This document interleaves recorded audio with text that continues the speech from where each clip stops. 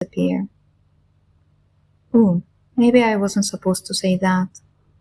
Maybe I always mess things up. Maybe they don't like me now.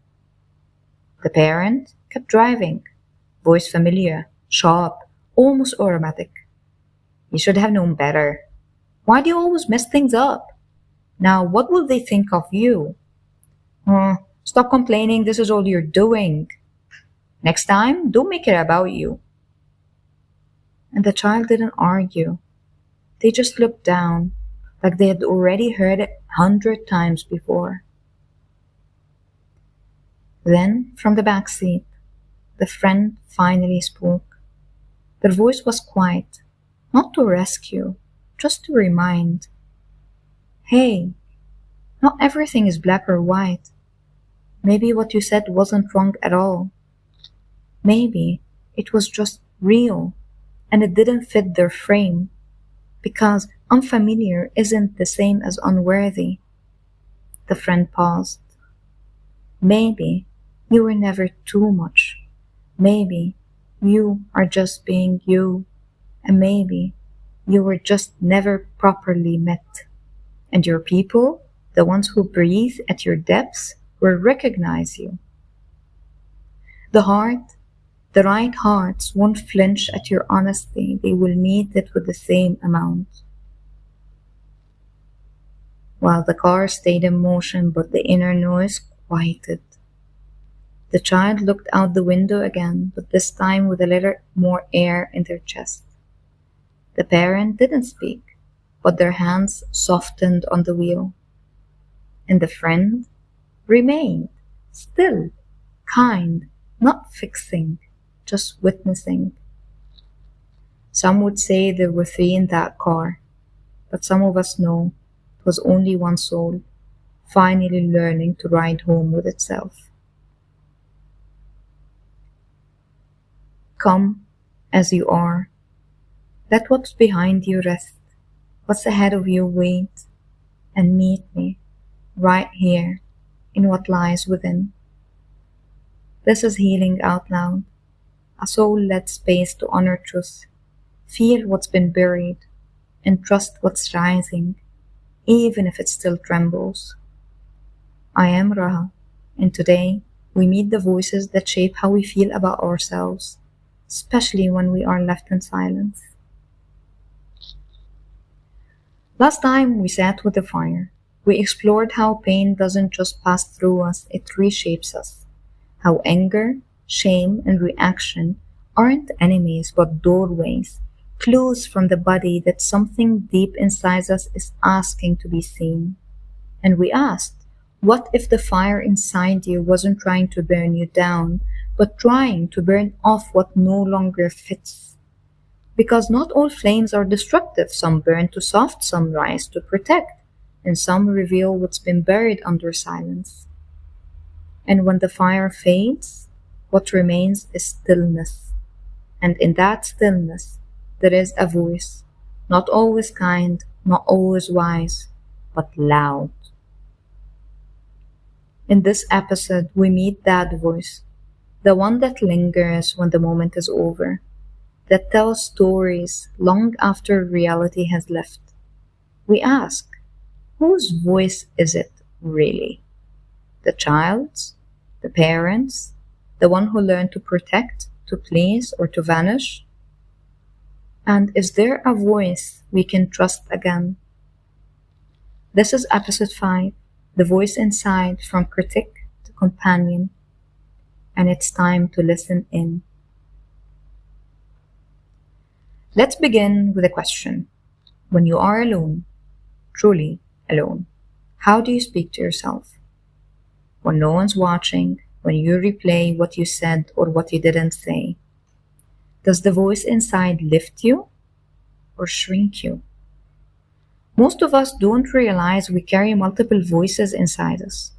Not all of them belong to us.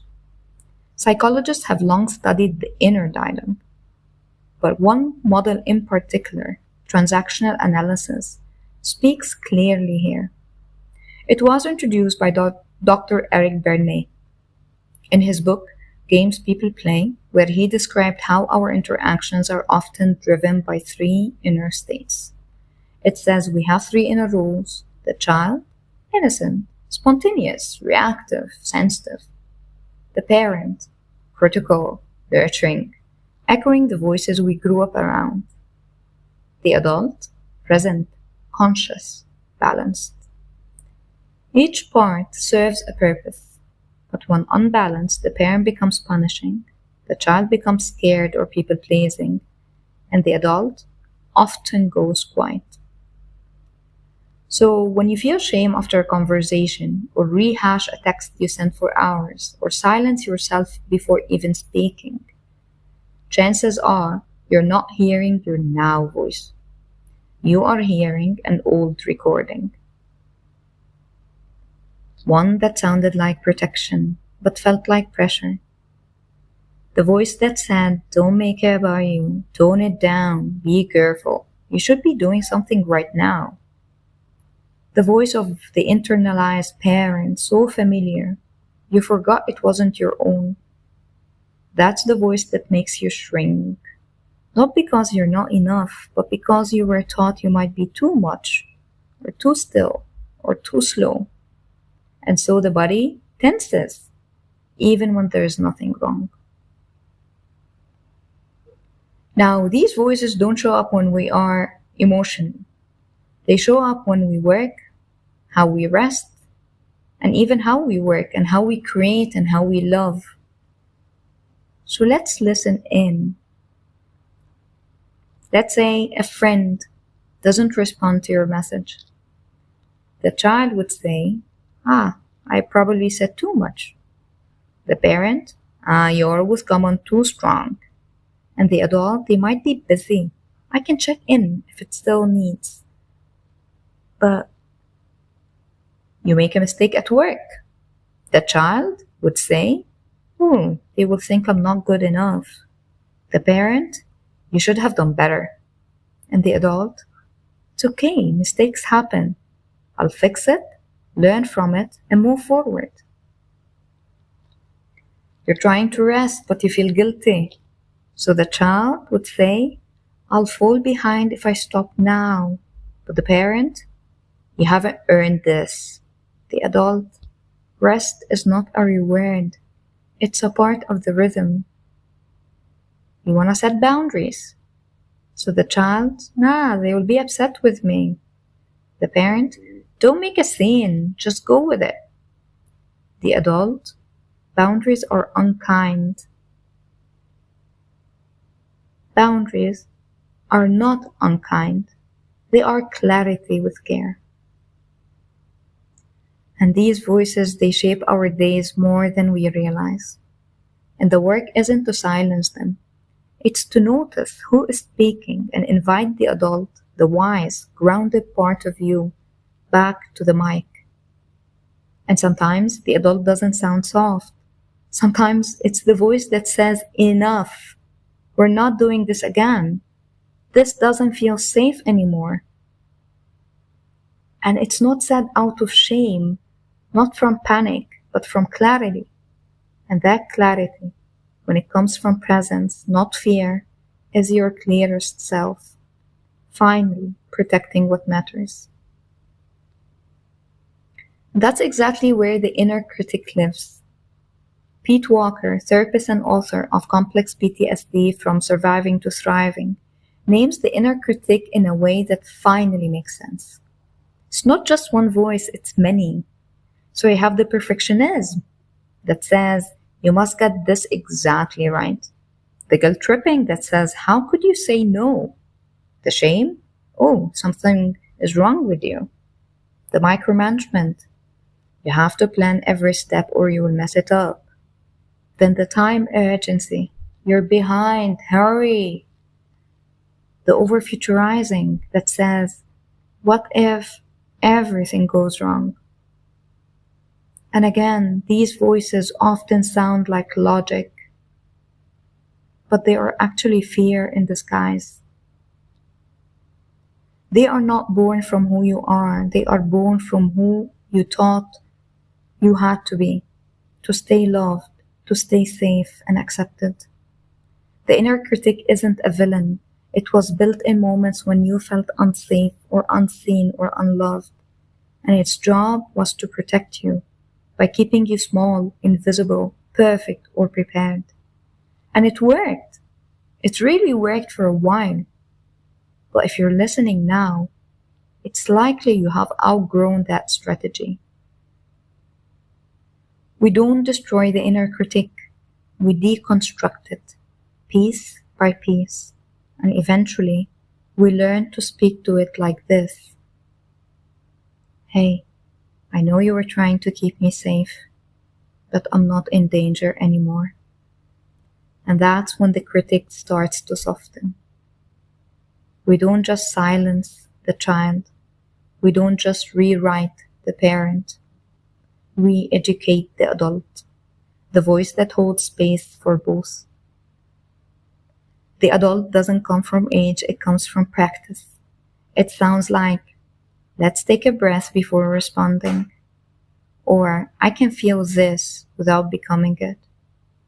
Or, this is what I need, and I can say it without fear or apology. But to grow that voice, you need to feed it, not with judgment, but with new evidence. Because the adult is the part of you that lives in now, not in the fear of what was or the panic of what might be. Educating the adult is like reprogramming your inner voice and rewiring your nervous system to interrupt a pattern and weave a new one. One that is steadier, kinder, more curious than reactive, more rooted in the truth rather than fear. And how do we do that? Different ways. We can journal, not to fix but to witness. Ask, what would my grounded self say right now? Practicing pause.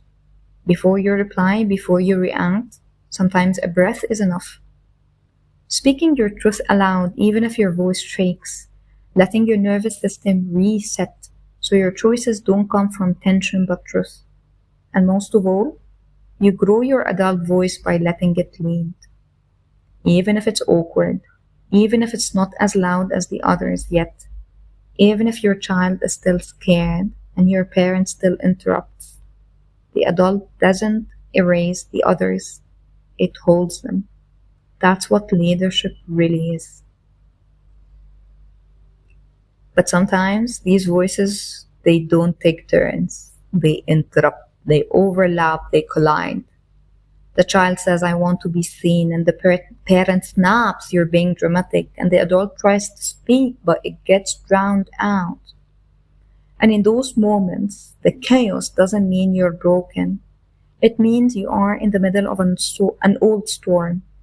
But now, you have the awareness to pause, to step back, to let the adult breathe before responding. You won't always catch it in time, and that's okay. Healing isn't clean, it's human, and that brings us to the body. Now that was a lot.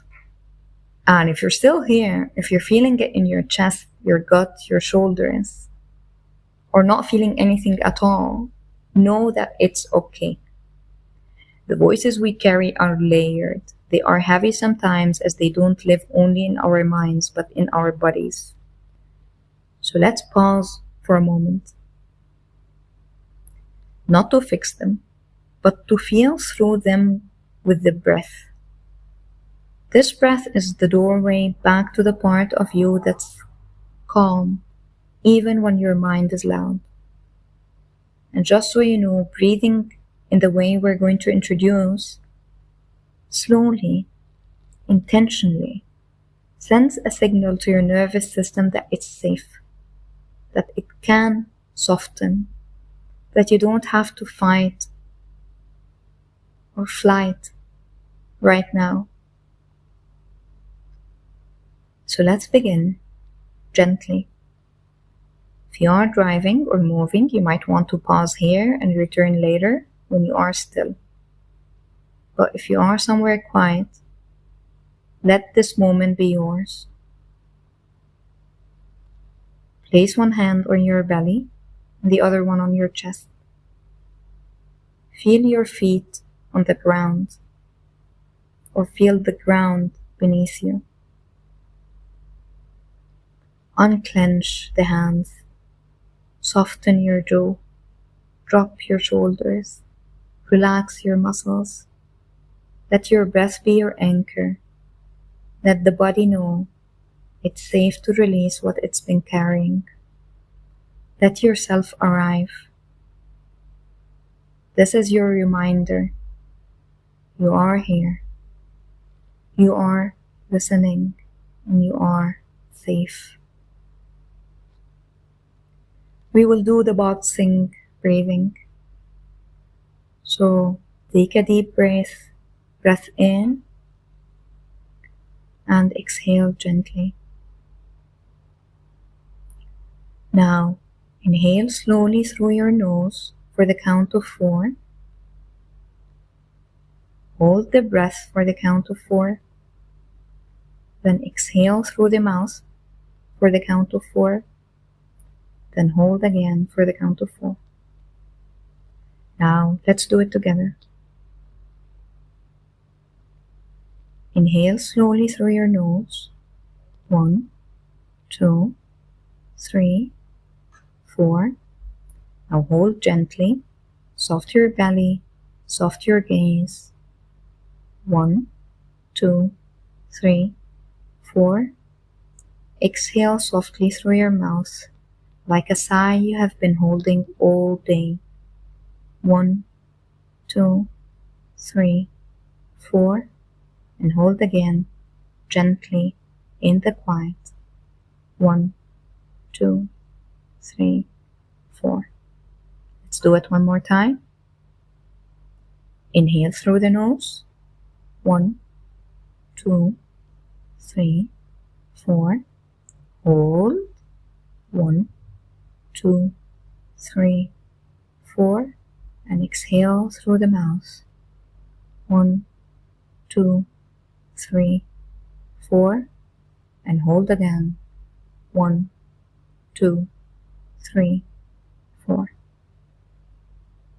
Now just let the breath move on its own. No effort, just presence. You don't have to rush. You don't have to prove. You don't have to fix. This breath is enough, and so are you. And softly say to yourself, I am here now. I don't have to abandon myself. I can listen without fear. I can choose how I respond. Let that settle. Let your body hear it too. And as you hold this space with yourself, ask gently and with a kind voice, when was the last time I judged myself before understanding myself? When was the last time I judged myself before understanding myself? Which voice have I been listening to the most lately? The child, the parent, or the adult? Which voice have I been listening to the most lately? The child, the parent, or the adult? What does my truth sound like when no one else is listening? What does my truth sound like when no one else is listening? And most importantly, is that voice actually mine? Or is it something I inherited, something I absorbed, something I no longer have to carry? And if something stares as you reflect, you can pause here and you can sit with the question. Let the breath guide you back when you're ready. There's no right answer, just honesty and presence. This is how we begin to return the mic, not by forcing the old voices to be quiet, but by learning how to respond from within. Another thing you can do if you want to go even deeper, try this. Draw three empty chairs on a piece of paper. Label them child, parent, adult. Close your eyes and imagine sitting with each one. So start with the child and sit on the child's chair and ask, what do they want to say? Then move to the parent and ask, what are they afraid of? And finally, sit with the adult and ask, what does it know, even in silence? You don't need to fix anything, just witness, and you may be surprised with what you hear. Now come back to your breath, back to your feet, back to the here and now. And before we close, remember, this isn't one and done. You may hear the parent louder some days, or the child might cry out when no one else does. That's okay. You're not failing. You're spiraling. You're returning. Each time you pause, each time you listen kindly, you strengthen the voice that leads from the truth. And if all you ever hear is the critic, the one who shames, rushes, or blames, then that's where we start. Not by silencing it, but by gently asking, what is it afraid will happen if you rest, if you speak, if you feel? You're not broken. You're layered. You're not behind. You're in practice. The adult isn't always confident, but it shows up, and that's enough. Thank you for being here. This is Healing Out Loud, and this is your reminder that you're not too late to return to who you really are. Until next time, stay with the truth that lives within. One breath, one truth, one story at a time.